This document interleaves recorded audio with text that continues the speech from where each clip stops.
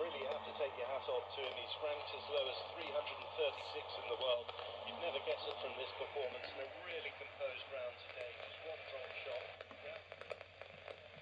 He's joined at the top of the leaderboard, but each time he found a way to edge ahead, he picked up 2 birdies and the final one on the par 5 18, and that's given him the edge going into the final round. At 11 under par, Jameson leads by 1 from Shane Lowry and Thomas Peters. Final round of full matches in Rugby Union's Champions Cup. You can listen to this game on 5 Live Sport.